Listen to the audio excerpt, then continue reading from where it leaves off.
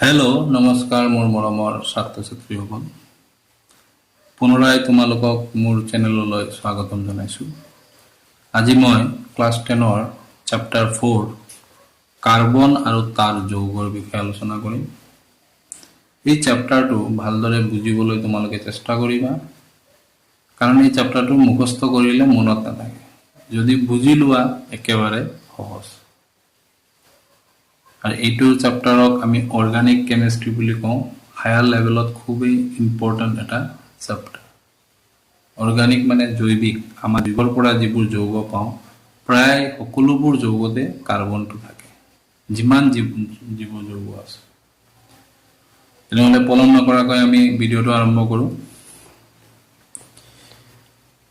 মই লাইন বাই লাইন পঢ়ি যাম, বুজাই যাম, প্ৰশ্ন উত্তৰ দি যাম। আগৰ অধ্যায়টোত আমি বহুতো দৰকাৰী পদাৰ্থৰ বিষয়ে জানিলোঁ। এই অধ্যায়ত আন বহুতো আকৰ্ষণীয় যৌগ আৰু সিহঁতৰ ধৰ্মৰ বিষয়ে আলোচনা কৰা হ'ব। তদুপৰি মৌল ৰূপতেই হওক বা যৌগ ৰূপতেই হওক আমাৰ বাবে অতি গুৰুত্বপূৰ্ণ কাৰ্বনৰ বিষয়েও আমি শিকিম। ইয়াতে এটা কাৰ্যকলাপ দিছে। আমি তোমালোকক কৈছে ৰাতিপুৱাৰ পৰা তোমালোকে যিবোৰ বস্তু ব্যৱহাৰ কৰা, খাদ্য খোৱা বা যিবোৰ ব্যৱহাৰ কৰা, খোৱা খাদ্য বা কিবা ব্যৱহাৰ কৰিলে তাৰে 10বিধ দ্ৰব্যৰ এখন তালিকা প্ৰস্তুত কৰিব। তাৰে কিমান দ্ৰব্য ধাতুৰে তৈয়াৰী, কিছুমান কাঁচ বা মাটিৰে তৈয়াৰী। কাঁচৰ গিলাচত তুমি চাহ খালা, ষ্টীলৰ গিলাচত তুমি পানী খালা, ভাতৰ লগত কি খালা, এই গোটেইবোৰ ইয়াতে লিখিব গৈছে। তাতে লগৰীয়া তোমালোকৰ সহপাঠী আছে স্কুলৰ লগ, সিহঁতকো তালিকা বনাব ক'লা, সিহঁতৰ তালিকা তোমাৰ তালিকা এইবোৰ মিলাবা। তোমালোকৰ নিজৰ মাজত তালিকা মত বিনিময় কৰিবা, কৰি কোনটো কি দ্ৰব্য আলোচনা কৰিব কৈছে। এতিয়া তালিকাৰ শেষৰ স্তম্ভত থকা দ্ৰব্যবোৰলৈ মন কৰা শিক্ষকে বুজাই ক'ব পাৰিব যে দৰাচলতে এই যৌগবোৰ মানে টিচাৰে বুজাই দিব। তালিকা বনাই গৈ তোমালোকৰ স্কুলৰ শিক্ষক বা য'ত কোনোবা দাদা বা যিবোৰ তোমাৰ ডাঙৰ কোনোবাই জানে, ছায়েন্স লৈ পঢ়িছে, এই দ্ৰব্যৰ তালিকাবোৰ দেখাই সিহঁতক সুধিবা এইটো কিহেৰে তৈয়াৰী, কাৰ্বন যৌগ আছে নে নাই, বুজাই দিব পাৰিব বুলি কৈছে। এইবোৰ পৰীক্ষা কৰি চাবলৈ কিবা উপায় অথবা কৌশল মনলৈ আহিছেনে? কাৰ্বনযুক্ত যৌগ দহন কৰিলে কি উৎপন্ন হয়? কাৰ্বন ডাই অক্সাইড, কাৰ্বন মনোক্সাইড। ইয়াক সাব্যস্তকৰণৰ পৰীক্ষা কি জানানে? এইবোৰ সুধিছে। আৰু ইয়াতে খালি ষ্টাৰ্টিং কৰিছে, ইয়াতে ইমান ইম্পৰ্টেণ্ট বস্তু নাই। খাদ্য, বস্ত্ৰ, ঔষধ, কিতাপ নাইবা তোমাৰ তালিকাভুক্ত আন বহুতো বস্তু বহু ধৰ্ম বিশিষ্ট। আমি যিবোৰ কিতাপ কোৱা, বস্ত্ৰ কোৱা, ঔষধ কোৱা, চবৰে বেলেগ বেলেগ ধৰ্ম আছে আৰু বেলেগ বহুত ধৰ্ম আছে। কিন্তু এই বহু গুণযুক্ত কাৰ্বনৰ দ্বাৰাহে গঠিত। পিছে আমি যিবোৰ বস্তু ব্যৱহাৰ কৰোঁ প্ৰায়বোৰ কিন্তু কাৰ্বনৰ দ্বাৰা। কিন্তু কাৰ্বনৰ পৰিমাণটো আমাৰ বায়ুমণ্ডল বা পৃথিৱী খোলাত একেবাৰে কম, নগণ্য। চোৱা, পৃথিৱী খোলাত আমি খনিজ পদাৰ্থ হিচাপে কাৰ্বনটো সোমাই থাকে। কি থাকে? কাৰ্বনেট, হাইড্ৰজেন কাৰ্বনেট, কয়লা, পেট্ৰলিয়াম। পেট্ৰলিয়াম মানে ডিজেল, পেট্ৰল, কেৰচিন, এই তোমালোকৰ যে কেণ্ডেল, মম, এইবিলাকতো আমাৰ কি থাকে? কাৰ্বন থাকে। কিন্তু কাৰ্বনৰ পৰিমাণ কিমান থাকে চোৱা, একেবাৰে কম, 0.02%। সেইটো এটা প্ৰশ্ন আহিব পাৰে, পৃথিৱী খোলাত কাৰ্বন কিমান আছে, কিমান শতকৰা কাৰ্বন আছে? কিমান দিবা? 0.02%। আৰু বায়ুমণ্ডলত কাৰ্বন ডাই অক্সাইড কিমান আছে? কাৰ্বনটো কি ৰূপত আছে, কি যৌগ হিচাপে আছে? কাৰ্বন ডাই অক্সাইড। কাৰণ এই চেপ্টাৰটোৰ নামেই হ'ল কাৰ্বন আৰু তাৰ যৌগ। অক্সিজেনৰ লগত মিলি যোৱাৰ কাৰণে এইটো এটা যৌগ হৈ গ'ল। বায়ুমণ্ডলত কাৰ্বন ডাই অক্সাইডৰ মাত্ৰা কিমান, শতকৰা মাত্ৰা কিমান? পৰীক্ষাত আহিব, তোমালোকে কিমান দিবা? 0.03%। এই শতকৰা যিটো দেখিলা, প্ৰকৃতিত ইয়াৰ উপস্থিতি একেবাৰে কম, নগণ্য বুলি ক'লে হয়, কিন্তু ইয়াৰ গুৰুত্বটো অপৰিসীম, বহুত গুৰুত্ব আছে। কিন্তু আমাৰ গাতো কাৰ্বন আছে। এতিয়া চোৱা, প্ৰথম আমি কাৰ্বনৰ এটা ধৰ্ম আলোচনা কৰিম, কাৰ্বনৰ বন্ধনী। এই বন্ধনীটোক সহযোজী বন্ধনী কয়। বন্ধনী আমাৰ দুই ধৰণে থাকে, এটা হ'ল আয়নিক বন্ড বুলি কয়, এটা হ'ল কোভেলেন্ট বন্ড। কোভেলেন্ট বন্ডক আমি ইংলিছত সেইটোক এটা বান্ধনী হ'ল আয়নীয় বান্ধনী, আৰু এক প্ৰকাৰৰ বান্ধনী হ'ল সহযোজী বান্ধনী। সহযোজী কি? সাপোজ মই এটা এক্সাম্পল সাধাৰণতে দিওঁ, এজন দুখীয়া মানুহে এজন ধনী মানুহৰ পৰা কিবা খুজিলে, ধনী মানুহজনে দুখীয়া মানুহজনক দিলে, সিহঁতৰ মাজত এটা কি হ'ল? বন্ধনী হ'ল। মানে পিৰিয়ডিক টেবুল, যিটো মই বুজাই দিছিলোঁ চেপ্টাৰ 1ত, ধাতুবোৰে কি কৰিব পাৰিব? ইলেক্ট্ৰন দিব পাৰিব, মানে ধাতুবোৰ ধনী মানুহ, আৰু অধাতুবোৰে ইলেক্ট্ৰন ল'ব, মানে সিহঁতে অলপ দুখীয়া। তেনেহ'লে সিহঁতৰ মাজত যি বান্ধনী হ'ব, ইলেক্ট্ৰন এটা মৌল ইলেক্ট্ৰন এৰি দিব আৰু এটা মৌল ইলেক্ট্ৰন ল'ব। এইদৰে বান্ধনীবিলাকক আমি আয়নীয় বান্ধনী বুলি কওঁ। কিন্তু এজন মানুহ নিজেই কোনোমতে খাই চলি আছে। মই এটা সাধাৰণ প্ৰেক্টিকেলৰ লগত মিলাই বস্তুটো কৈছোঁ, যদি ইয়াতে মানুহৰ কথা নাহে। চাপ'জ এজন দুখীয়া মানুহ কোনোমতে সি দিন ইনকাম কৰি খায়, আৰু এজন দুখীয়া মানুহে তাৰ পৰা খুজিলে, দিব পাৰিবনে? তেতিয়া কি কৰিব? আমি দুইজনে মিলি চলোঁ, তুমিও মোক হেল্প কৰা, ময়ো তোমাক হেল্প কৰোঁ, মানে সহযোগী। ঠিক তেনেদৰে এই বিজ্ঞানৰ ক্ষেত্ৰতো কিছুমান মৌল আছে, ইলেক্ট্ৰন দিবও নোৱাৰে, ইলেক্ট্ৰন ল'বও নোৱাৰে। তেতিয়া কি কৰিব? দুটা বা তিনিটা মৌলে নিজৰ মাজতে এটা ইলেক্ট্ৰনকে ভাগ বতৰা কৰি ব্যৱহাৰ কৰিব। এনেধৰণৰ মৌলবোৰে যি বান্ধনী কৰে, তাক আমি কি বুলি কওঁ? সহযোজী বন্ধনী। এতিয়া মই কৈছিলোঁ দুই ধৰণৰ বন্ধনী আছে, এটা হ'ল আয়নীয় বন্ধনী। আয়নীয় বন্ধনীৰ কিছুমান ধৰ্ম আছে। আয়নীয় যৌগবোৰৰ গলনাংক আৰু উতলাংক খুব বেছি। যৌগবোৰৰ গলনাংক উচ্চ, উতলাংক উচ্চ। যেতিয়া দুটা যৌগ লগ লাগিব, সিহঁতৰ মাজত এটা ইলেক্ট্ৰযোজী বা এটা বান্ধনীৰ সৃষ্টি হয়। এই যে বন্ধনটো বহুত শক্তিশালী হয়, কিন্তু সহযোজী বান্ধনীত পৰস্পৰ আকৰ্ষণটো ইমান শক্তিশালী নহয়, সেইবাবে উতলাংকটো কম হ'ব সহযোজী বান্ধনী। এতিয়া চোৱা কি কৈছে, আয়নীয় যৌগবোৰ উচ্চ গলনাংক উতলাংক বিশিষ্ট, সিহঁতে গলিত, মানে আয়নীয় যৌগবোৰ যদি তুমি গলাই দিয়া বা পানীত দ্ৰৱীভূত কৰি দিয়া, সিহঁতে কি কৰিব পাৰে? চোৱা, বিদ্যুৎ পৰিবহন কৰে।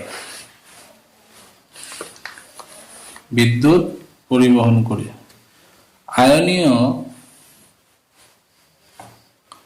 আয়নীয় যৌগৰ এই ধৰ্মবোৰ আমি ইলেক্ট্ৰযোজী বা আয়নীয় বান্ধনীৰ প্ৰকৃতিৰ ওপৰত ভিত্তি কৰি ব্যাখ্যা কৰিব পাৰোঁ। এতিয়া কিছুমান কাৰ্বন যৌগৰ ধৰ্ম অধ্যয়ন কৰা যাওক।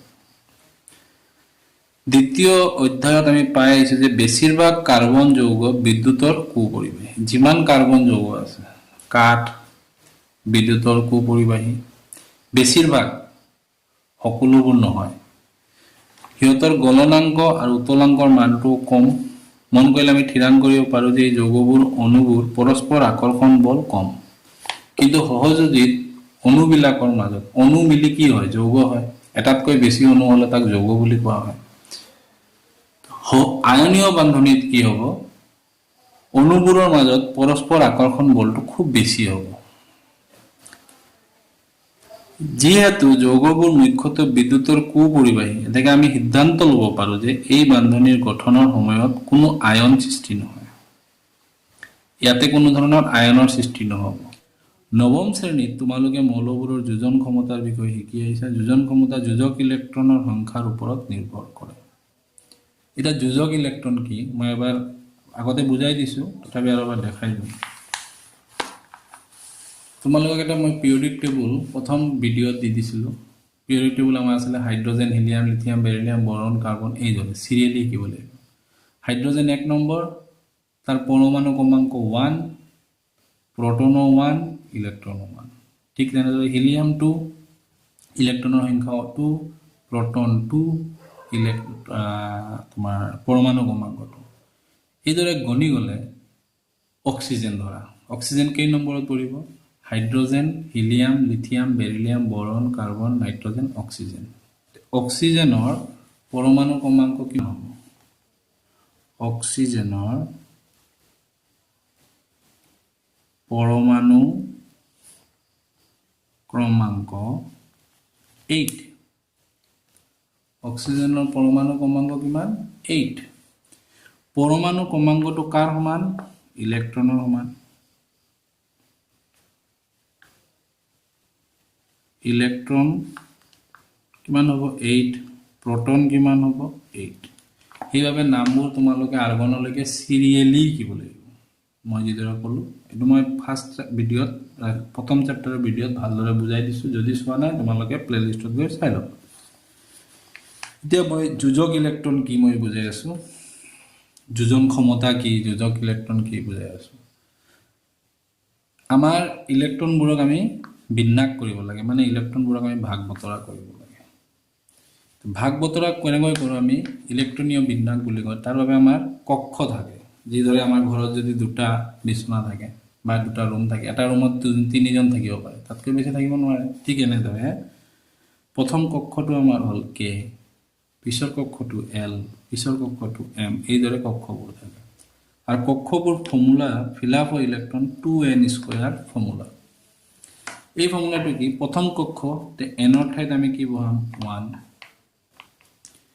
প্ৰথম কক্ষত ক্ষমতা কিমান মাত্ৰ দুটা ইলেক্ট্ৰন দ্বিতীয় কক্ষ হলে এনৰ ঠাইত কি হ'ব 2² 8 দ্বিতীয় কক্ষৰ ক্ষমতা কিমান 8 তৃতীয় কক্ষ হলে 3² 18 এইদৰে কক্ষবোৰৰ ক্ষমতা ওলোৱা হয় এই ফৰ্মুলাৰ দ্বাৰা এতিয়া কে কক্ষ তোমাৰ প্ৰথম কক্ষ তাৰ ক্ষমতা হল দুটাৰ বেছি কি ইলেক্ট্ৰন ল'ব নোৱাৰে অক্সিজেনৰ পৰমাণু ক্ৰমাংক আমি 8 পাইছিলো ইলেক্ট্ৰন আমাৰ 8 তেনেহলে প্ৰথম কক্ষত আমি 2 দিলো এতিয়া 8 হ'বলৈ আৰু কেইটা লাগে 6টা লাগে 6টা আমি ইয়াতে ডাইৰেক্ট 8 বহাব নোৱাৰো কিয় প্ৰথম কক্ষৰ ক্ষমতাই হল 2 আৰু 6 হলে আমাৰ 8 হ'ব তেনেহলে আমি 6 টো এল কক্ষত দিলো 8 হৈ গল এইদৰে আমি মৌলবিলাকৰ কি লিখো ইলেক্ট্ৰনীয় বিন্যাস ইলেক্ট্ৰনৰ সংখ্যাটো কেনেকৈ গম পালা পৰমাণু ক্ৰমাংক hydrogen helium lithium beryllium boron carbon nitrogen oxygen এই 8 নম্বৰত পৰিছে পৰমাণু ক্ৰমাংক ইলেক্ট্ৰন এতিয়া অক্সিজেনৰ বাবে একেবাৰে হেখৰ কক্ষ কোনটো লাষ্ট সেল কোনটো লাষ্ট কক্ষ কোনটো এইটো এই লাষ্ট কক্ষটোকে আমি কি বুলি কওঁ হেখৰ কক্ষটোক আমি কি বুলি কওঁ হেখৰ কক্ষটোক আমি কি বুলি কওঁ যোজক কক্ষ আৰু যোজক কক্ষত থকা ইলেক্ট্ৰনবোৰক আমি কি বুলি কওঁ যোজক ইলেক্ট্ৰন যোজক কক্ষত থকা ইলেক্ট্ৰন বোৰক কি কওঁ যোজক ইলেক্ট্ৰন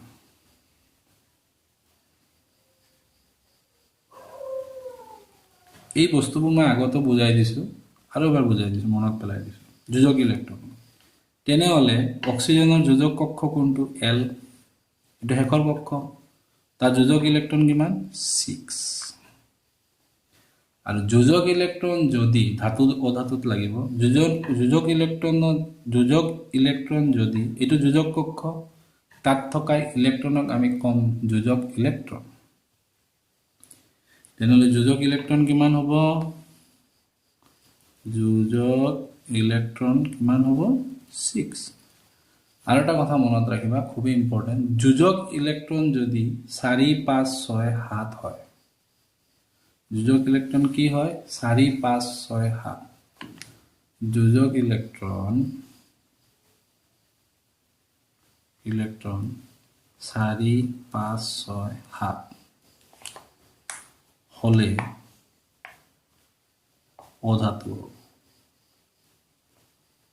কি হ'ব এইটো ধাতুৰ চেপ্টাৰৰ প্ৰশ্ন যদি আহে এদৰে তোমালোকে নাম মৌলৰ নাম নিদিব এৰ পৰমাণু ক্ৰমাংক ইমান ধাতু নে অধাতু এইদৰে ইলেক্ট্ৰনীয় বিন্যাস ওলাই ললা উলিওৱাৰ পিছত যদি তাৰ যোজক ইলেক্ট্ৰন 4 5 6 7 হয় তেনেহলে এইটো কি হ'ব অধাতু আৰু 8 হলে কি হ'ব নিষ্ক্ৰিয় মৌল নিষ্ক্ৰিয় গেছ যদি যোজক ইলেক্ট্ৰন 8 হয় তেতিয়া তাৰ যোজ্যতা হ'ব 0 আৰু এইবোৰক আমি নিষ্ক্ৰিয় গেছ বুলি কওঁ নিয়ন মানে লাষ্ট কক্ষত থকা ইলেক্ট্ৰন যদি কমপ্লিট হৈ যায়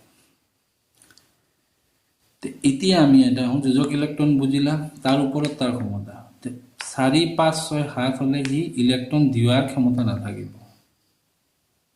অতুবোৰে ইলেক্ট্ৰন দিব নোৱাৰে ইলেক্ট্ৰন ল'ব পাৰিব ইলেক্ট্ৰন দিব কোনে পাৰিব যদি 1 2 3 হয় 0 হলে তো নহবই আৰু 8 হলো নহব ই নিষ্ক্ৰিয় হৈ যাব তে 1 2 3 থাকিলে ধাতু হ'ব যোজক ইলেক্ট্ৰন আৰু যোজক ইলেক্ট্ৰন 4 5 6 7 হলে কি হ'ব অধাতু মানে হিতে ইলেক্ট্ৰন ল'ব 8 কৰিবলৈ কিমানটা কেইটা ইলেক্ট্ৰন লাগিব অক্সিজেনক 8 কৰিবলৈ আৰু হেখৰ কক্ষত সদায় 8 থাকিব লাগিব যদি নাথাকে ই কৰিবলৈ চেষ্টা কৰিব 4 5 6 7 হলে ইলেক্ট্ৰন ল'ব আৰু 1 2 3 হলে ইলেক্ট্ৰন এৰিব ইয়াৰ অক্সিজেনৰ কেইটা ইলেক্ট্ৰন দৰকাৰ দুটা এই কাৰণে তাৰ যোজ্যতা হ'ব কিমান তাৰ যোজ্যতা হ'ব 2 কিন্তু যোজক ইলেক্ট্ৰন কিমান 6 যোজক ইলেক্ট্ৰন আৰু যোজ্যতা দুটা বেলেগ বস্তু এতিয়া আমি ইয়াতে আহো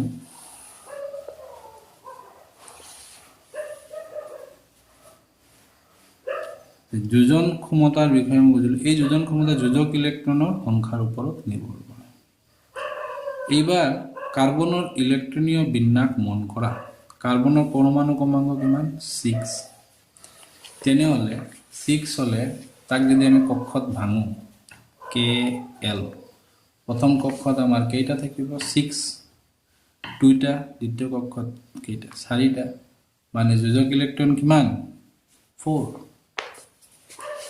যোজক ইলেক্ট্ৰন কিমান হল 4 বিভিন্ন কক্ষত ইয়াৰ ইলেক্ট্ৰন বিতৰণ কৰি কি হ'ব আমি জানো যে কোনো মৌলৰ সক্ৰিয়তা হিয়তৰ বহি কক্ষৰ ইলেক্ট্ৰনীয় সজ্জাৰ সম্পূৰ্ণ কৰাৰ প্ৰৱণতাৰ ওপৰত নিৰ্ভৰ কৰে অৰ্থাৎ হিহতে সম্ভ্ৰান্ত গেছ মানে মই যিবোৰ নিষ্ক্ৰিয় গেছ কৈছিলো যেনেকুৱা হিলিয়াম নিয়ন আৰ্গন যাৰ হেখৰ কক্ষটো কমপ্লিট ইলেক্ট্ৰন থাকে 8টা ইলেক্ট্ৰন পুৰা থাকে আৰু যদি নাথাকে হি কমপ্লিট কৰিব বিচাৰিব সম্পূৰ্ণ কৰিব বিচাৰিব এই যে সম্ভ্ৰান্ত গেছৰ ইলেক্ট্ৰনীয় বিন্যাস পাব বিচাৰে আয়নীয় যৌগ গঠনৰ সময়ত মৌলবিলাকে বহিৰ্তম কক্ষৰ ইলেক্ট্ৰন এৰি দিয়ে আৰু এটাই বহিৰ্তম কক্ষৰ ইলেক্ট্ৰন গ্ৰহণ কৰি সুস্থিৰ বিন্যাস লাভ কৰে কাৰ্বন পৰমাণুৰ বহিৰ্তম কক্ষত 4টা ইলেক্ট্ৰন থাকে হেহে সম্ভ্ৰান্ত গেছৰ বিন্যাস লাভ কৰিবলৈ হি 4টা ইলেক্ট্ৰন গ্ৰহণ কৰিব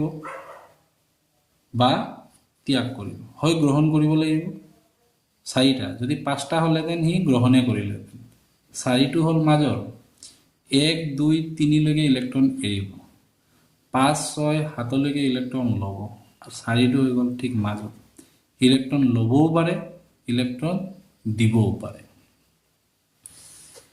যদি সবাই ইম্পৰ্টেন্ট 4টা ইলেক্ট্ৰন গ্ৰহণ কৰে তেতিয়া মাইনাস হ'ব গ্ৰহণ কৰিলে এনায়ন গঠন কৰিব কিন্তু কাৰ্বনৰ নিউক্লিয়াছত থকা 6টা প্ৰটনে 10টা ইলেক্ট্ৰন পৰমাণু ক্ৰমাংক ইলেক্ট্ৰন আৰু প্ৰটনৰ সংখ্যা সমান পৰমাণু ক্ৰমাংক 6 প্ৰটনো 6 ইলেক্ট্ৰনো 6 এতিয়া ইলেক্ট্ৰন 6 তাৰ যোজক কক্ষত কেইটা ইলেক্ট্ৰন 4টা যদি হি 4টা ইলেক্ট্ৰন গ্ৰহণ কৰে কি গঠন কৰিব এনায়ন গঠন কৰিব তেতিয়া কিন্তু প্ৰটনটো বৰা নাই 4টা গ্ৰহণ কৰি 8টা ইলেক্ট্ৰন হৈ গ'ল চাৰিটা আছিলে যোজক কক্ষত আৰু চাৰিটা ল'লে 8টা হ'ল, কিন্তু প্ৰটনটো 6টাই থাকিলে। সেই 6টাই 8টা আৰু 4টা ল'লে 8 হ'ল শেষৰ কক্ষত। 4টা যদি ইলেক্ট্ৰন 8 হ'ল আৰু এই দুটা মিলাই কেইটা হ'ল, মুঠ 10টা হৈ গ'ল, কিন্তু প্ৰটনটো 6টাই থাকিলে। এই 6টা প্ৰটনে 10টা ইলেক্ট্ৰন ধৰি ৰাখিব সম্ভৱ নহয়, এইটো যদি গ্ৰহণ কৰে এই অৱস্থা। সেইদৰে 4টা ইলেক্ট্ৰন যদি ত্যাগ কৰিলে প্লাছ হ'ব, কেটায়ন। ধাতুবোৰ সাধাৰণতে কেটায়ন হয়। 4টা ইলেক্ট্ৰন আঁতৰাবলৈ বহুত শক্তি লাগিব। কিবা এটা বস্তু আমাৰ গাৰ পৰা আঁতৰাবলৈ, কিবা বস্তু এটা আমি ঠেলি পেলাই যদি আঁতৰাব বিচাৰোঁ, শক্তি লাগে।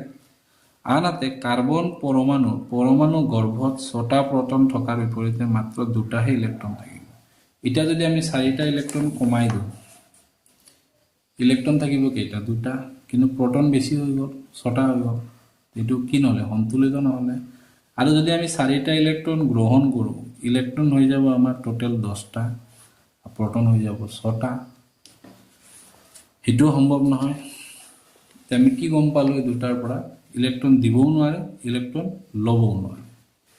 তাৰ বাবে কাৰ্বনে এটা উপায় ওলালে। কাৰ্বন পৰমাণুৱে তাৰ 4টা যোজক ইলেক্ট্ৰন আন কাৰ্বন পৰমাণু বা আন মৌলৰ পৰমাণুৰ লগত ভাগ বতৰা কৰি অণু গঠন কৰি এই সমস্যাৰ সমাধান কৰে। অকল কাৰ্বনেই নহয়, আন বহুতো মৌলই এইদৰে কৰে। যিবোৰৰ যোজক ইলেক্ট্ৰন 4, সেইবোৰে এইদৰে ভাগ বতৰা নিজৰ মাজত কৰিব বা বেলেগ অণুৰ লগত কৰিব। ভাগ বতৰা কৰা ইলেক্ট্ৰনবিলাক অংশীদাৰ পৰমাণুৰ দুয়োটাৰ বহিৰ্তম কক্ষৰ উমৈহতীয়া ইলেক্ট্ৰন, দুটাতে থাকিব, কমন ইলেক্ট্ৰন হ'ব। ইয়াৰ ফলত অংশীদাৰ পৰমাণু দুয়োটাই, যি দুটা মৌলৰ দুটাৰেই লাগে সম্ভ্ৰান্ত গেছ, দুটাই দুখীয়া, এই দুটাৰে সম্ভ্ৰান্ত গেছৰ ইলেক্ট্ৰনৰ বিন্যাস লাভ কৰিব। কাৰ্বন যৌগসমূহৰ বিষয়ে অধ্যয়ন কৰাৰ আগতে ইলেক্ট্ৰন ভাগ বতৰাৰ ফলত সৰল অণু কিছুমান গঠন সম্বন্ধে আলোচনা কৰা যায়। এই ধৰণৰ গঠন হোৱা আটাইতকৈ সৰল অণু হ'ল হাইড্ৰজেন। হাইড্ৰজেনৰ পৰমাণু ক্ৰমাংক 1 আমি জানো। গতিকে ইয়াৰ কে কক্ষত কেইটা ইলেক্ট্ৰন থাকিব, এটা। আৰু কে কক্ষটো সম্পূৰ্ণ হ'বলৈ আৰু কেইটা ইলেক্ট্ৰন লাগে, আমি কি কৈছিলোঁ, মই কি কৈছিলোঁ, কে কক্ষৰ ক্ষমতা কিমান, 2টা। হাইড্ৰজেনৰ পৰমাণু ক্ৰমাংক কিমান,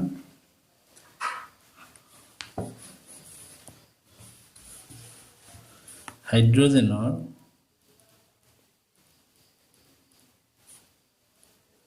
পৰমাণু ক্ৰমাংক কিমান, 1। তেনেহ'লে ইলেক্ট্ৰনৰ কিমান হ'ব, 1।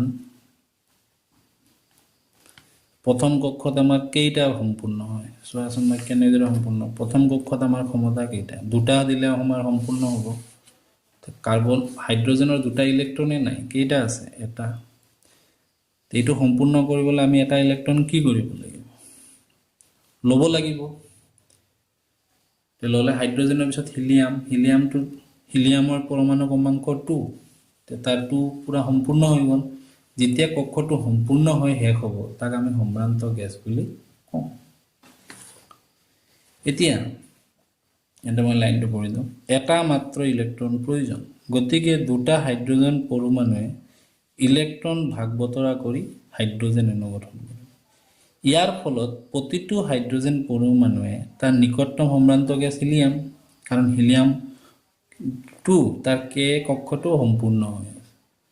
এতিয়া যোজক ইলেক্ট্ৰনবোৰক বিন্দু বা পূৰণ চিহ্নৰ দ্বাৰা বুজাই আমি চিত্ৰবোৰ আঁকিব পাৰোঁ। এতিয়া চোৱা, হাইড্ৰজেনৰ যোজক ইলেক্ট্ৰন কোনটো, শেষৰ কক্ষটোক যোজক ইলেক্ট্ৰন কয়। ইয়াতে শেষৰ কক্ষ হাইড্ৰজেনৰ এটাই, তাৰ যোজক ইলেক্ট্ৰন কিমান, 1। হাইড্ৰজেনৰ যোজক ইলেক্ট্ৰন কিমান, 1। হাইড্ৰজেনৰ মই চিম্বলটো আঁকিলোঁ। তাতে তুমি ফুট দিব পাৰা, যোজক ইলেক্ট্ৰনৰ সংখ্যা সমান ফুট দিব পাৰা, বা হাইড্ৰজেন দি এইদৰে পূৰণ চিন দিব পাৰা। ইয়াতো দিব পাৰা, ইয়াতো দিব পাৰা। এই চিন ব্যৱহাৰ কৰিবা, নহ'লে এই চিন। কিন্তু তাক আমি 2টা কৰিব লাগিব, আৰু এটা হাইড্ৰোজেন ল'লো, আৰু এটা হাইড্ৰোজেন লৈ তাৰ চিন পূৰণ দিলোঁ। এতিয়া এই হাইড্ৰোজেনৰ বাবে আমি দুটা ইলেক্ট্ৰন ল'লোঁ, তাৰ সম্পূৰ্ণ হৈ গ'ল কে কক্ষটো। এই হাইড্ৰোজেনৰ বাবে আমি দুটা ল'লোঁ, সম্পূৰ্ণ হৈ গ'ল। এই দুটা ইলেক্ট্ৰন এই হাইড্ৰোজেনৰ কাৰণেও হ'ব, উমৈহতীয়া দুজনৰ কাৰণে হ'ব, আৰু এই হাইড্ৰোজেনৰ বাবেও এই দুটা ইলেক্ট্ৰন হ'ব। দুটা কে 2 হৈ গ'ল, মানে সিহঁতৰ ওচৰৰ সম্ভ্ৰান্ত গেছ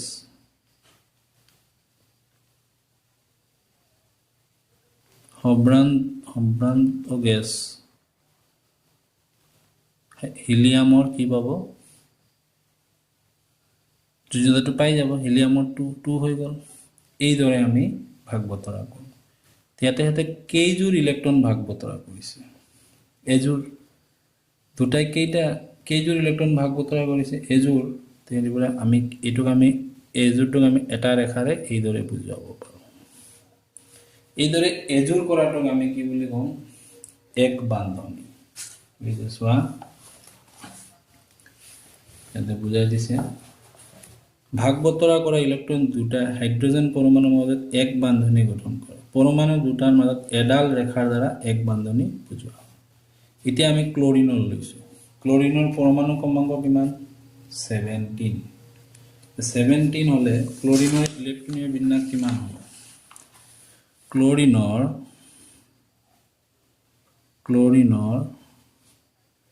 পৰমাণু ক্ৰমাংক হ'ল 17। পৰমাণু ক্ৰমাংক কেনেকৈ মুখস্থ কৰিব লাগিব? Hydrogen, helium, lithium, beryllium, boron, carbon, nitrogen, oxygen, chlorine, neon, sodium, magnesium, aluminium, silicon, phosphorus, sulphur, chlorine. 17। 17 তাৰ কি হ'ব? ইলেক্ট্ৰনৰ সংখ্যা হ'ব। ইলেক্ট্ৰনৰ সংখ্যা। পৰমাণু ক্ৰমাংকটো এইটো কি হ'ব? ইলেক্ট্ৰনৰ সংখ্যা। এইটোক আমি এতিয়া ভাঙিম কক্ষবিলাকত। কে এল এম, কে দুটা, এলত 8টা, এমত কেইটা? 7টা। তো যোজক ইলেক্ট্ৰন কিমান তাৰ? 7। যোজক ইলেক্ট্ৰন কিমান? 7। ক্লৰিন ল'লোঁ মই। ইয়াতে হাইড্ৰোজেনৰ 1 আছিলে, আমি এটা পূৰণ চিন দিছোঁ। ক্লৰিনত কেইটা দিম? 7টা। 1, 2, 3, 4, 5টা।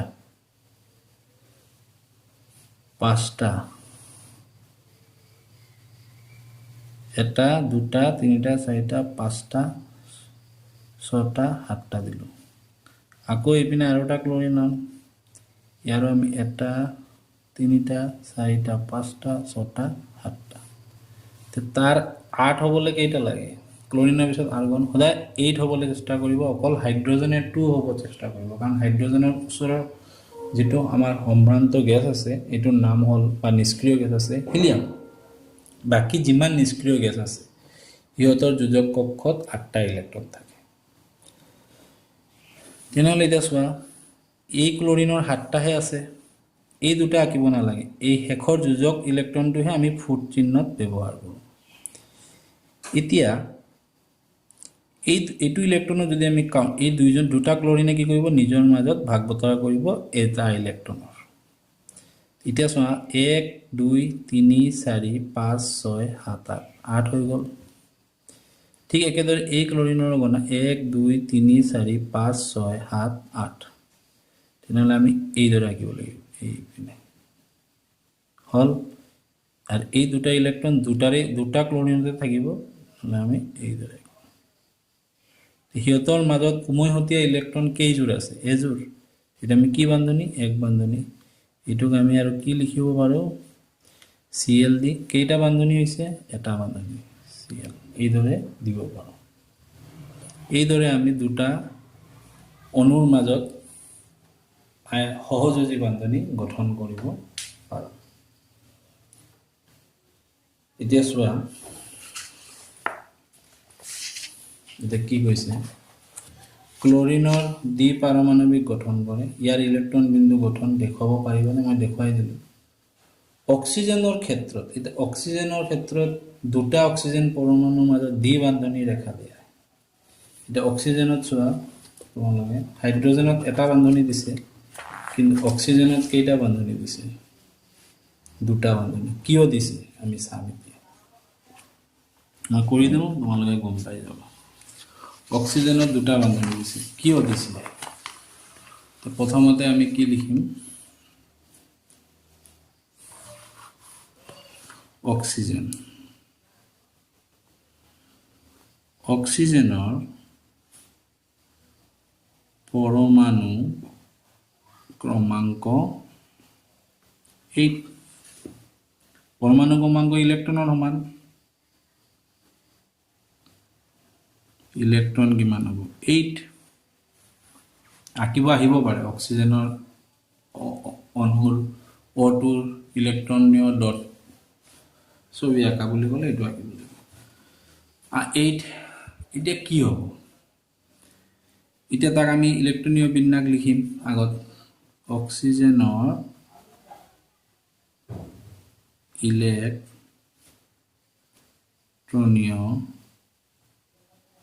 বিন্যাস কি হ'ব KLM প্ৰথম কক্ষত পাৱাৰ 2 দ্বিতীয় কক্ষত 8টা লাগে আমাক কেইটা লাগে আৰু 6টা এমৰ দৰকাৰ নপৰিলে তো যোজক ইলেক্ট্ৰন কিমান অক্সিজেনৰ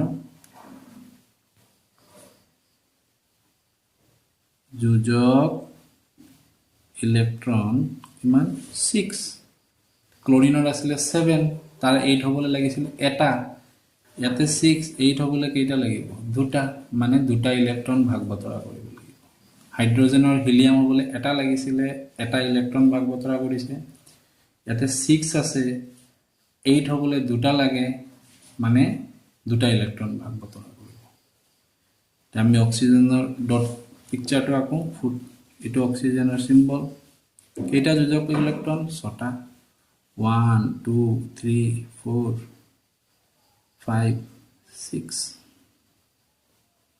আকিলা আৰু এটা আমি এই দুটা কৰিম তো দুটা উছৰা মুখামুখিকে ৰাখিম এটা কৰিলে এটা মুখামুখিকে ৰাখিম আগত মই ক্লোৰিনক এটা কৰিছিলো এটা ইলেক্ট্ৰন কাৰণ 7 আছিল 8 হ'বলৈ এটা লাগে এতে মই দুটাটো মুখামুখি ৰাখিম 1 2 3 4 5 6 হি অকলে 6টা হে তাক বনাব লাগে কেইটা 8টা এটুকু লৈ লম আমি 1 2 3 4 5 6 7 8 তেনেহলে আমি এই ধৰি লব এই অক্সিজেনৰ আমি কি লম 1 2 3 4 5 6 7 8 এই ধৰি লব তেহতে আগতটো চাইছিলে তোমালোকে কেইজোৰ ইলেক্ট্ৰন ভাগ বতৰা কৰিছিল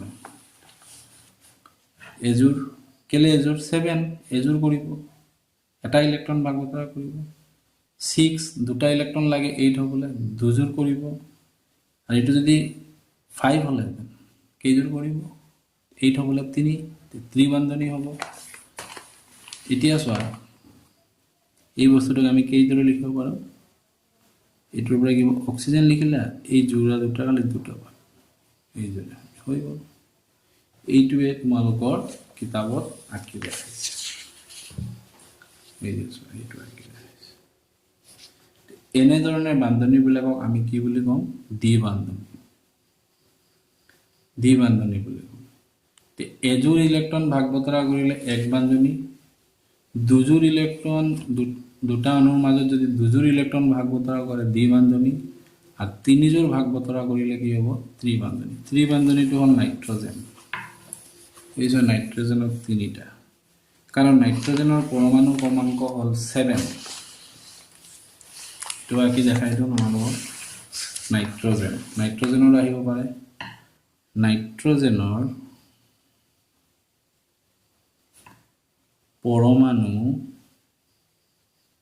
ক্ৰমাংক 7 ইত নাইট্ৰজেনৰ ইলেক্ট্ৰন কিমান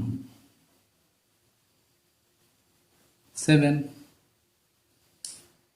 তে নাইট্ৰজেনৰ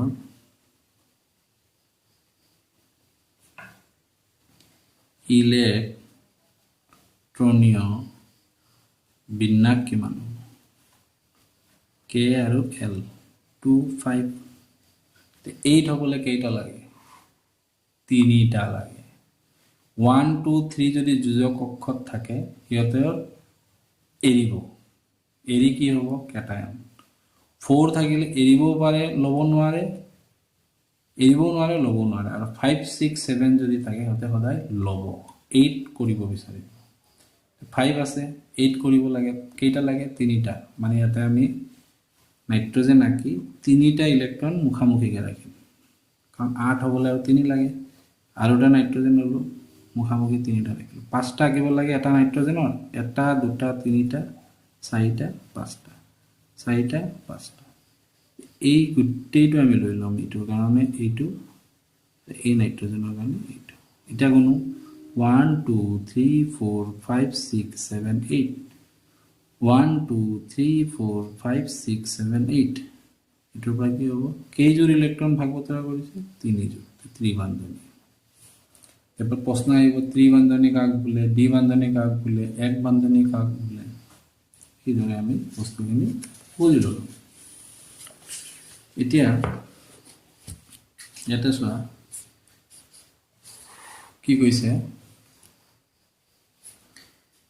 এমনিয়াৰ আণৱিক সংকেত NH3, ইয়াত 4টা পৰমাণুৱে সম্ভ্ৰান্ত গেছৰ গঠন লাভ কৰে, কেনেকৈ অণুটো বনায় ইলেক্ট্ৰন আহি দেখুৱাব পাৰিবানে? এমনিয়াত অণুত এক বান্ধনী, দ্বিবান্ধনী নাইবা ত্ৰিবান্ধনী কোনবিধ আছে? এমনিয়া NH3, NH3টো মই আঁকি দেখাই দিছোঁ তোমালোকক। এইটো আছিলে আমাৰ একে ধৰণৰ মৌল অণুৰ মাজত হোৱা বান্ধনী, আৰু এমনিয়াৰ দুটা বেলেগ বেলেগ অণুৰ মাজত হোৱা বান্ধনী। এমনিয়া, এমনিয়াৰ সংকেত হ'ল NH3, মানে হাইড্ৰজেন 3টা, নাইট্ৰজেন 1টা। নাইট্ৰজেনৰ যোজক ইলেক্ট্ৰন কিমান 5, নাইট্ৰজেন দি আমি কেইটা আঁকিম 5 আঁকিম, 4 5। হাইড্ৰজেনৰ যোজক ইলেক্ট্ৰন কিমান আছিলে, হাইড্ৰজেনৰ যোজক ইলেক্ট্ৰন 1 আছিলে। হাইড্ৰজেনৰ বাবে এটা দুটা বেলেগ বেলেগ অণু, সেইকাৰণে আমি দুটাৰ চিনটো বেলেগ দিম। হাইড্ৰজেন কেইটা ল'ব, আমাক কেইটা বনাব লাগে 8 বনাব লাগিব, এইটো 1 2 3 4 5টা, এই যে নাইট্ৰজেনৰ 5টা। আমি ইয়াতে এটা হাইড্ৰজেন দিম, ইয়াত এটা হাইড্ৰজেন দিম, ইয়াত এটা দুটা অণু আগতে জাতিটো মিলিছিলে, এইটোও নাইট্ৰজেন এইটোও নাইট্ৰজেন, একে অণুৰ মাজত হোৱা যৌগ।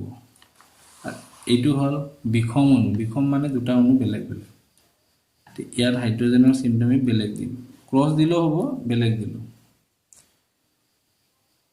এতিয়া হাইড্ৰজেনক লাগে দুটা কৰিবলৈ, এইটো পুৰা ল'বহি, হাইড্ৰজেনে এই দুটা লৈ তাত দুটা কমপ্লিট হৈ গ'ল, সি হিলিয়ামৰ যোজতা পাব চেষ্টা কৰিব, কাৰণ কে কক্ষত দুটাহে লাগে, বাকী চবতে 8টা হ'ব, কে কক্ষত কেইটা লাগে দুটা লাগে, তা হাইড্ৰজেনক এটা ইলেক্ট্ৰন দৰকাৰ, ই এটা ইলেক্ট্ৰন নাইট্ৰজেনৰ লগত ভাগ বতৰা কৰি এই হাইড্ৰজেনৰ হৈ গ'ল। ঠিক একেদৰে এই হাইড্ৰজেনৰো হ'ব দুটা, এই হাইড্ৰজেনৰো দুটা, কিন্তু নাইট্ৰজেনৰতো 8টা লাগে, গোটেইকেইটা ইলেক্ট্ৰন ল'ব লাগিব, 1 2 3 4 5 6 7 8, নাইট্ৰজেনৰ বাবে আমি গোটেই ইলেক্ট্ৰনবোৰ ল'ব লাগিব, এইদৰে হ'ব চব।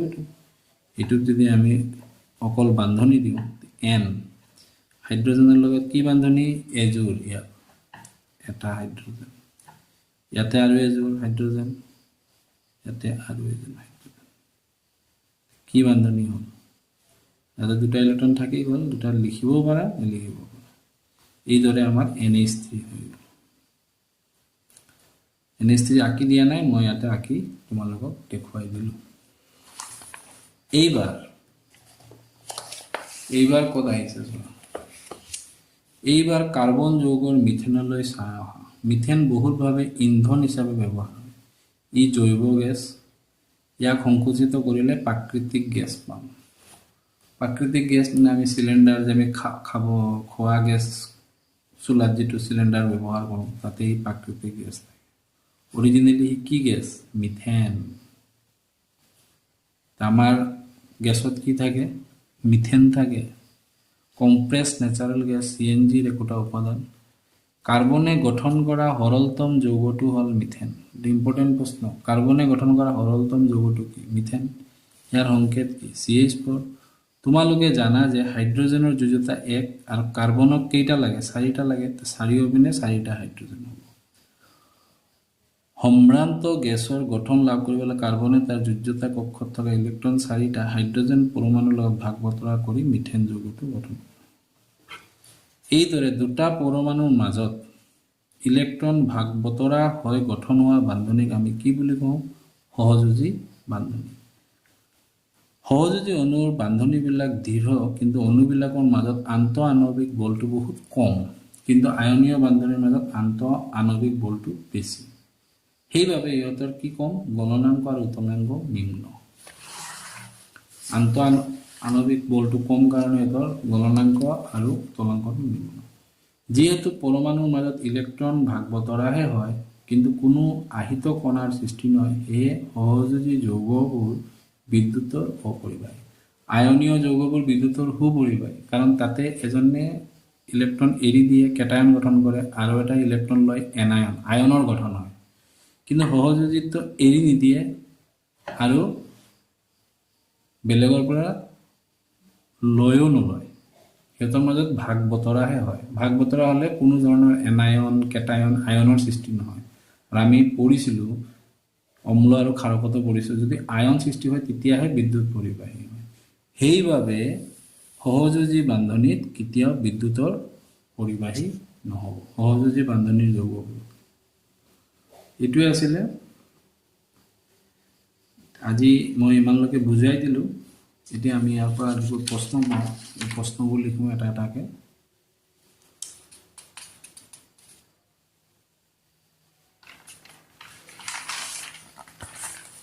আজিৰ তোমাৰ প্ৰথম প্ৰশ্ন কি হ'ব?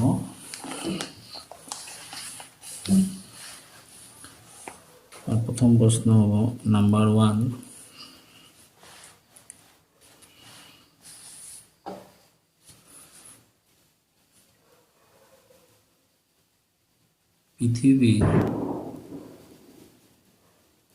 পৃথিৱীৰ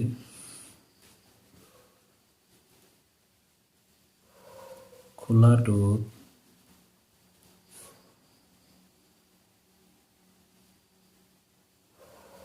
খনিজ পদাৰ্থ হিচাপে কিমান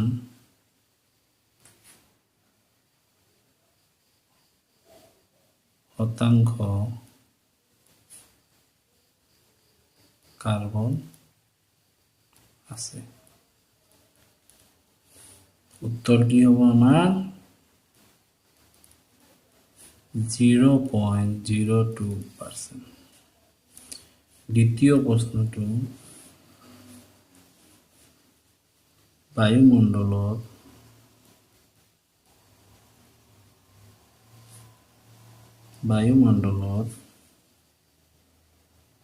কাৰ্বন ডাই অক্সাইড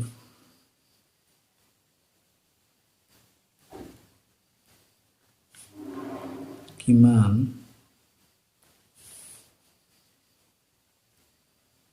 শতাংশ আছে? উত্তৰ কি হ'ব আমাৰ?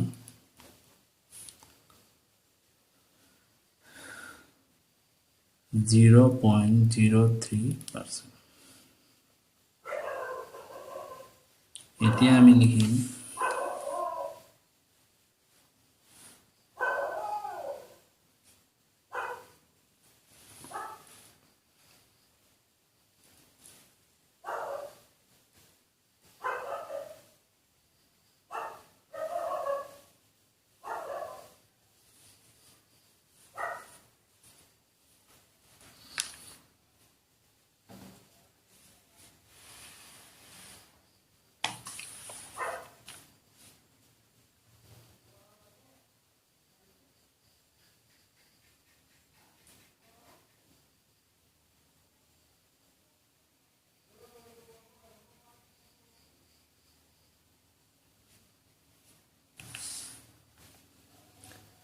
Number 3,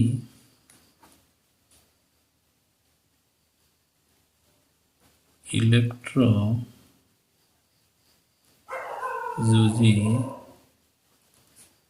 বা আয়নীয়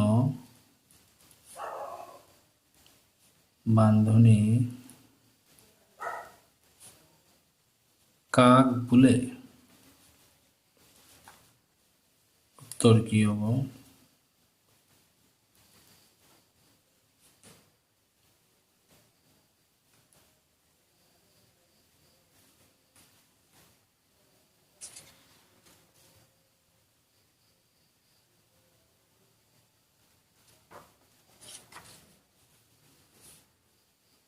দুটা পরমাণু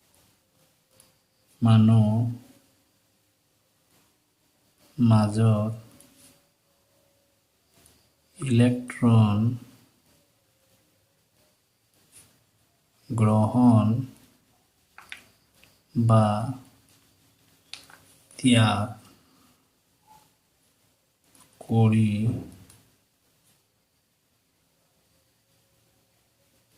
গঠন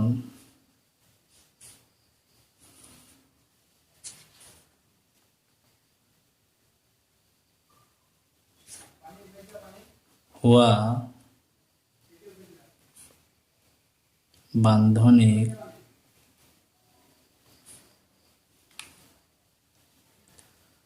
আয়নীয় বান্ধনী বোলে। এটা 3 নম্বৰ হল। নাম্বাৰ 4,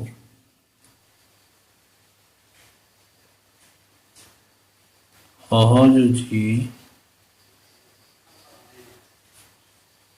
বান্ধনী কাক বোলে? উত্তৰ কি দিবা?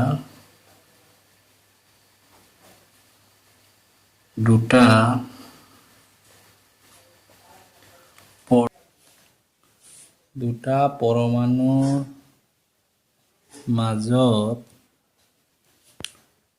ইলেক্ট্ৰনৰ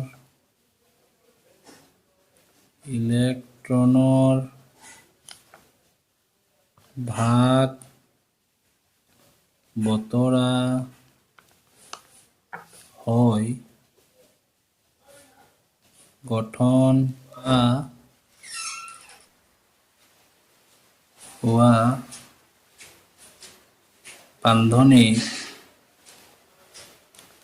বান্ধনিক সহযোজী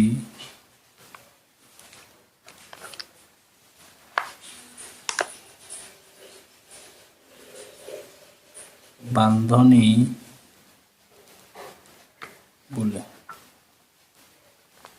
লিখিব আৰু এটা হ'ব নাম্বাৰ 5, আয়নীয় বান্ধনীৰ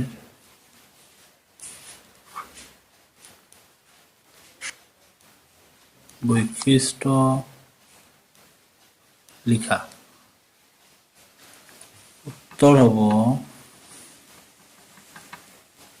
আয়নীয়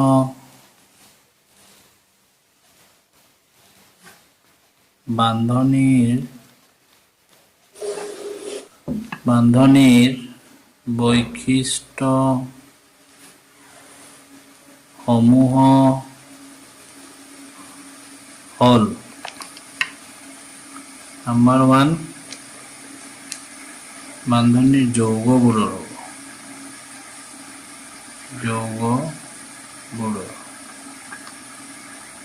আয়নীয় বান্ধনীৰ যৌগবোৰৰ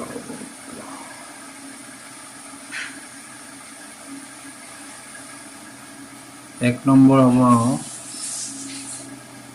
আয়নীয় যৌগবোৰ উচ্চ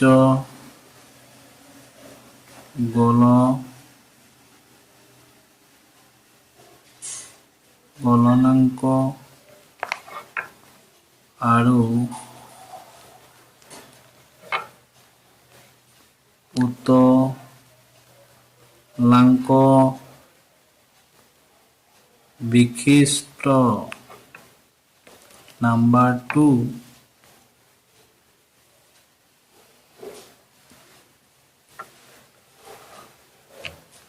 নাম্বাৰ 2 হ'ব আয়নীয় যৌগবোৰ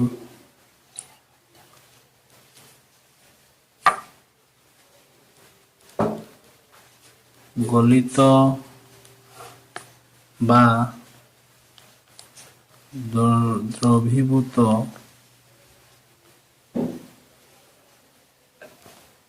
অৱস্থাত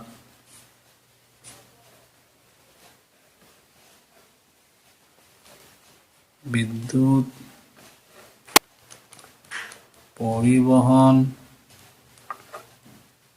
কৰে। নাম্বাৰ 3 অণুবিলাকৰ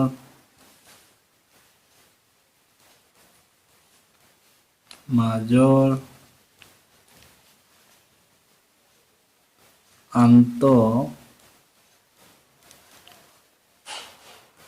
আণৱিক বল বেছি। কিন্তু আয়নীয় বান্ধনীৰ যদি বৈশিষ্ট্য আহে এইদৰে তোমালোকে লিখিবা। এটা বুজাই দিছিলো। আয়নীয় যৌগবোৰ কি হ'ব উচ্চ গলনাংক আৰু উতলাংক বিশিষ্ট। কেলে অণু লগ লাগি যৌগ হয় আৰু অণুবোৰ ভাগ বতৰা কৰি হয়। এজনে আনজনক দিব, এজনে ল'ব, এটা অণুৱে ল'ব আন এটা অণুক দিব। সিহঁতৰ মাজত যিটো আন্তঃআণৱিক বল, যিটো সিহঁতৰ মাজত এট্ৰাকশ্যন, ফ'ৰ্চ অফ এট্ৰাকশ্যন, এইটো খুব বেছি ষ্ট্ৰং। তাক গলাবলৈ আমাক বেছি টেম্পাৰেচাৰ দিব লাগিব বা তাক উতলাবলৈ আমাক বেছি টেম্পাৰেচাৰ দিব লাগিব।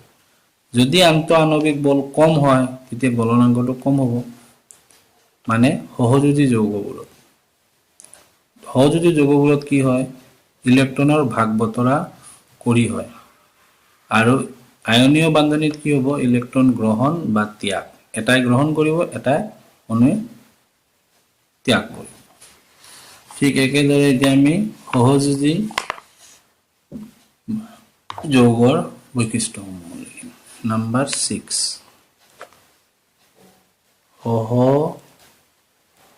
সহযোজী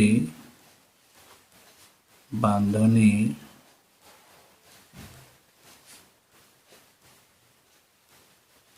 যৌগবোৰৰ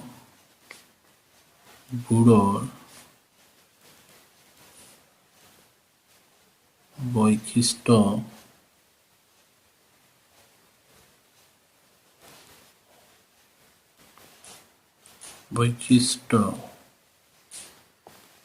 সমূহ লিখা।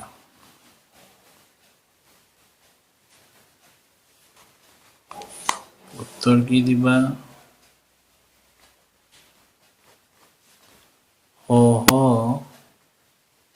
সহযোজী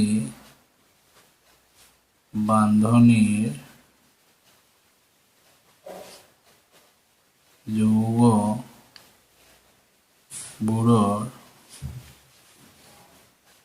বৈশিষ্ট্য সমূহ হ'ল নাম্বাৰ 1 কি হ'বা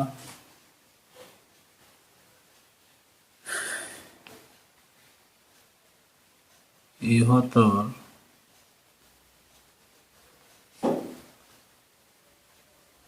গলনাংক আৰু উতলাংক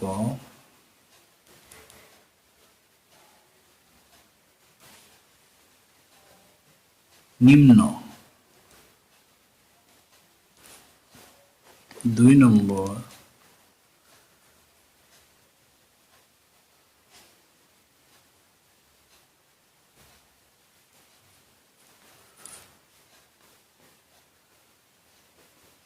আহিত বা দ্ৰবীভূত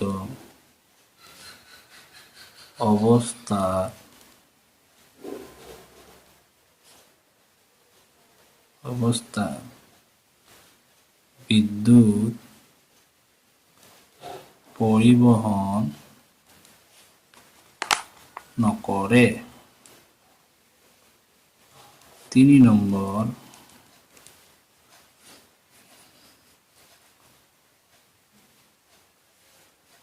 অণু বিলাকৰ মাজৰ আন্তঃআণৱিক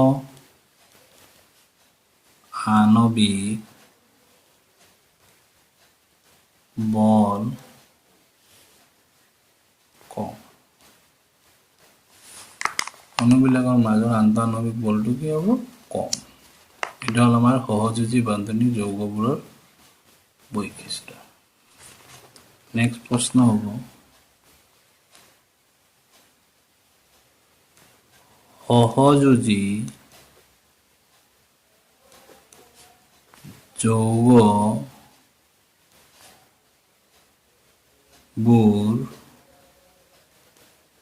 কিয়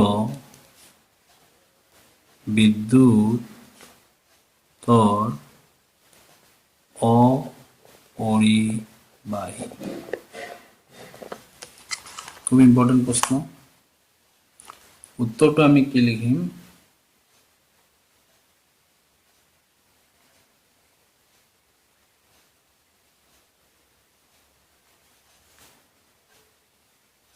উত্তৰ হ'ব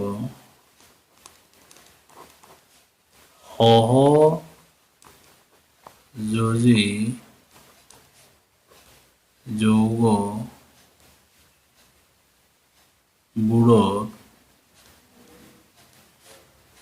পৰমাণুৰ মাজত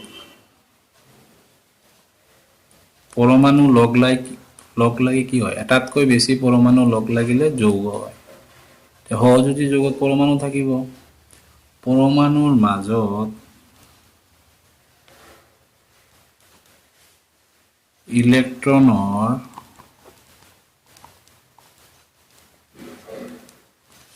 ভাগ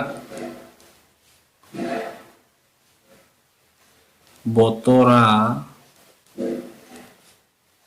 হয়। মানে ইলেক্ট্ৰনবোৰ দুয়োটা পৰমাণুৱে দুজনৰ মাজতে ভাগ বতৰা কৰে। ইলেক্ট্ৰন দিলে আয়ন উৎপন্ন হ'ব, কেটায়ন। ইলেক্ট্ৰন ল'লে এনায়ন উৎপন্ন হ'ব, মানে আয়ন উৎপন্ন হ'ব। আৰু বিদ্যুৎ পৰিবাহী হ'বলৈ হ'লে আয়ন উৎপন্ন হ'বই লাগিব। কিন্তু সহযোজী যৌগত ইলেক্ট্ৰন কাকো নিদিয়ে আৰু ইলেক্ট্ৰন কাৰো পৰা নলয়, মানে ত্যাগ নকৰে আৰু গ্ৰহণো নকৰে। দুটা পৰমাণুৰ মাজত ইলেক্ট্ৰনৰ ভাগ বতৰাহে হয়। ত্যাগ বা গ্ৰহণ নকৰিলে আয়ন গঠন নহ'ব, আয়ন গঠন নহ'লে বিদ্যুৎ পৰিবাহী নহ'ব। কিন্তু সহযোজী যৌগবোৰত পৰমাণুৰ মাজত ইলেক্ট্ৰনৰ কি হয়? ভাগ বতৰাহে হয়।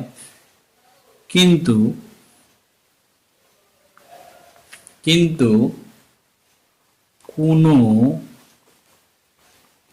আহিত কণিকাৰ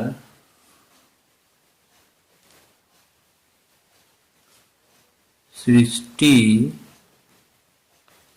নহয়।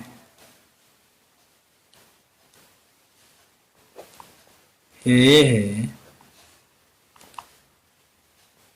সহযোজী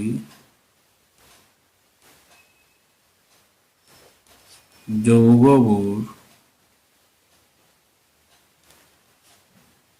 বিদ্যুতৰ অপৰিবাহী।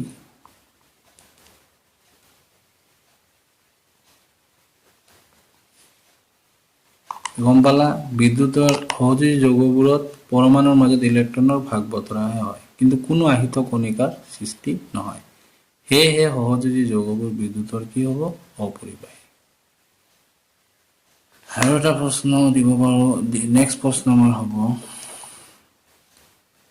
আয়নীয় যৌগ আৰু সহযোজী যৌগৰ মাজৰ থকা পাৰ্থক্যবোৰ লিখা। উত্তৰ আমাৰ কি হ'ব?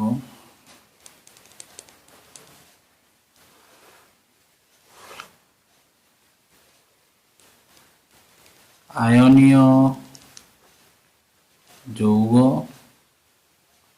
আৰু হ'ব সহযোজী যৌগ। 1 নম্বৰ কি? উচ্চ উত্তলাংক আৰু গলনাংক বিশিষ্ট। এইপিনে হ'ব নিম্ন উত্তলাংক আৰু গলনাংক বিশিষ্ট। 2 নম্বৰ হ'ব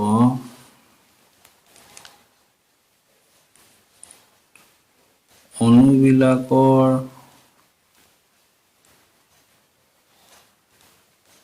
মাজৰ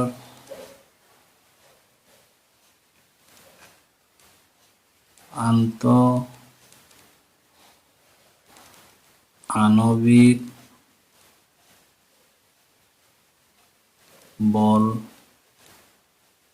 বেছি। অণুবিলাকৰ মাজৰ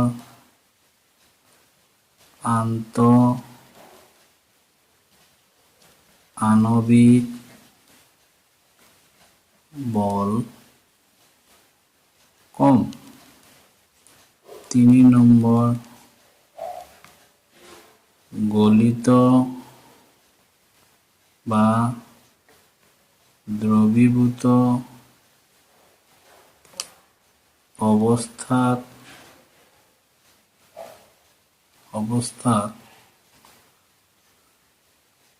বিদ্যুতৰ পৰিবাহী। 3 নম্বৰ গলিত বা দ্ৰবীভূত অৱস্থাত বিদ্যুতৰ কুপৰিবাহী।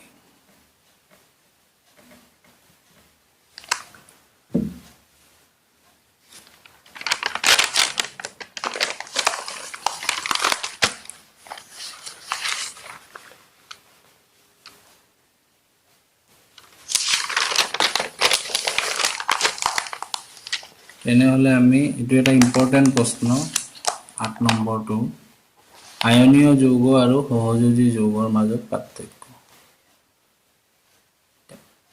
উচ্চ গলনাংক উত্তলাংক বিশিষ্ট, নিম্ন উত্তলাংক গলনাংক বিশিষ্ট। অণুবিলাকৰ মাজৰ আন্তঃআণৱিক বল বেছি কাৰণে উচ্চ উত্তলাংক আৰু গলনাংক। আন্তঃআণৱিক বল মানে দুটা অণুৰ মাজত ফ'ৰ্চ অফ এট্ৰাকশ্যন বেছি। সহজতে আমি দুটা অণুক সেপাৰেট কৰিব নোৱাৰিম। তাৰ বাবে আমি বেছি গৰম কৰিব লাগিব, বেছি হিট দিব লাগিব। পানী হ'লে উতলাব লাগিব আৰু সলিড অৱস্থাত হ'লে গলনাংক কৰিব লাগিব। কিন্তু সহযোজী যৌগৰ আন্তঃআণৱিক বল কম, তাৰ উতলাংকও কম হ'ব। অলপ গৰম দিলে অণুবিলাক কি হৈ যাব? সেপাৰেট হৈ যাব, পৃথক হৈ যাব। আৰু গলিত অৱস্থাতহে আয়নীয় যৌগই বিদ্যুৎ পৰিবহন কৰে, তেতিয়াহে আয়নৰ সৃষ্টি হয়, নহ'লে আয়ন সৃষ্টি নহ'ব। আৰু আয়ন সৃষ্টি নহ'লে বিদ্যুৎ পৰিবহন নহ'ব। তেনেহ'লে মই যিবোৰ বুজাই দিলোঁ তাৰে মই আটাইবোৰ প্ৰশ্ন নিদিলোঁ। আয়নীয় আৰু সহযোগী যৌগৰ মাজতে আজি ৰাখিলোঁ। আৰু যে মই এক বান্ধনি, দ্বি বান্ধনি, ত্ৰিবান্ধনি বুজাইছিলোঁ, কিছুমান ছবি আঁকি দিছিলোঁ, ডট পিকচাৰ, এইবোৰ মই নেক্সট ভিডিঅ'ত এই এক্সট্ৰা প্ৰশ্নবোৰ তোমালোকক লিখি দিম। যদি ভিডিঅ'টো ভাল লাগিছে তোমালোকে লাইক কৰিবা, শ্বেয়াৰ কৰিবা, আৰু যদি এতিয়াও মোৰ চেনেলটো ছাবস্ক্ৰাইব কৰা নাই ছাবস্ক্ৰাইব কৰিবা। এই কৈয়ে মই মোৰ ভিডিঅ'টো সামৰণি দিলোঁ। থেংক ইউ, ধন্যবাদ।